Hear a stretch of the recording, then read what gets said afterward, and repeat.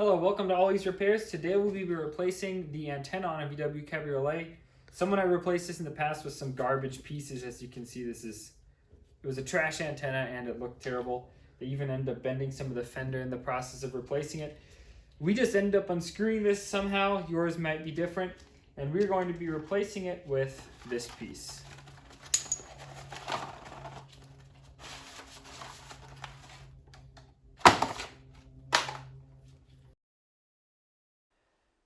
For this repair, you will need a replacement antenna, an antenna adapter, a Phillips screwdriver, 17mm wrench and socket, jack and jack stand, and finally the instrument cluster removal video and the tools required for that. To replace the antenna, we have to remove the wheel well from this vehicle. So what we're going to be doing is cracking the wheel loose.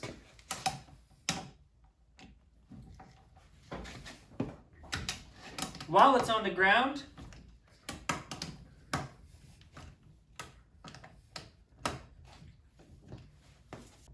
next step will be to jack up the vehicle. You can jack this up on the pinch welds just fine.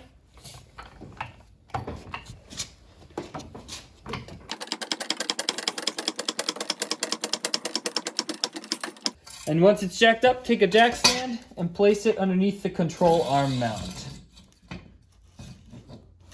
And slowly lower the vehicle.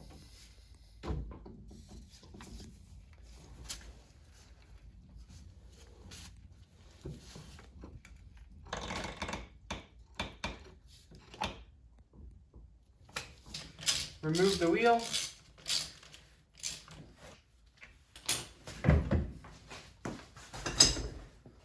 Now we can remove the fender liner. Remove the the screws holding in the fender liner. Some of these might be rusted. We're actually missing a few on this vehicle.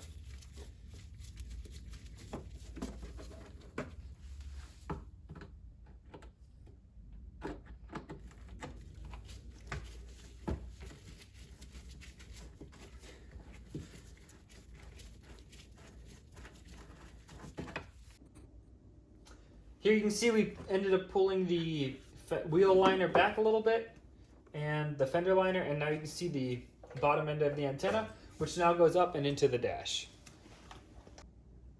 Okay, next step is to remove the instrument cluster, which you see I removed here. I have another video that I made on removing the instrument cluster, so watch that if you have any questions. And then we will remove this antenna wire. I'm going to undo this tape that someone did. And so I'm going to pull it through to the engine bay side. I have a sneaking suspicion why this antenna wasn't working very well. Just a suspicion though.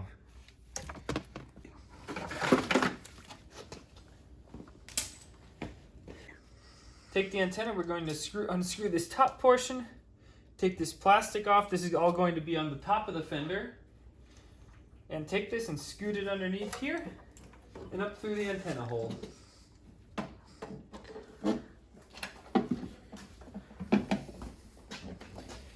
We're going to angle it back just a little bit and then tighten down the antenna.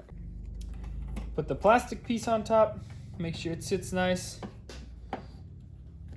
And then the metal piece, and we can screw it down hand tight for now.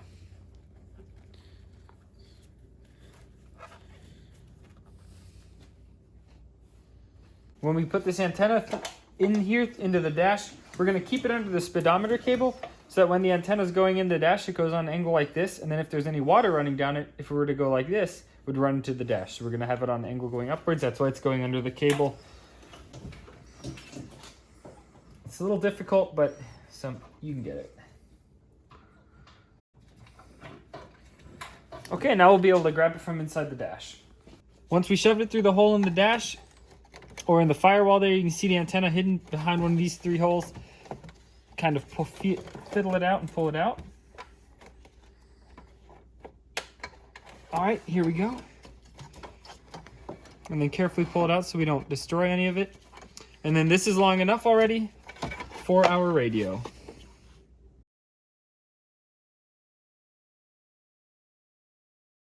Next step will be to install the radio. First, we need this antenna adapter here so that it works for the radio. Plug it in. Then we can plug in the radio, black connector in the bottom, brown connector in the middle. And then we can connect the antenna adapter. I'm sliding the antenna wire back here a little bit. Connect that to the radio.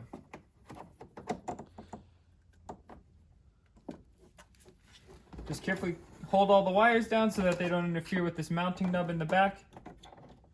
And then slide the radio in.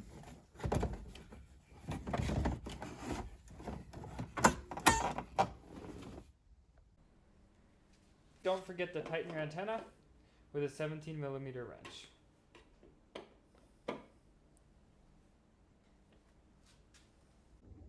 Reinstall the fender liner. These are always a little tricky.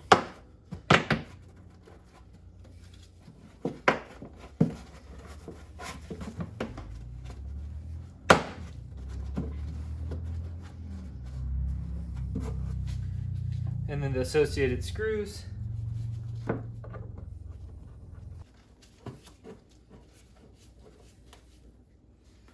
Now that the fender liner's in, we can reinstall the wheel.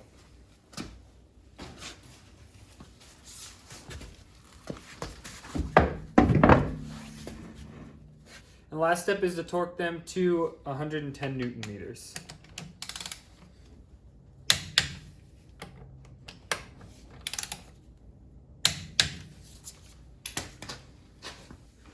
Remove the jack stand, lower the car, and the repair is complete.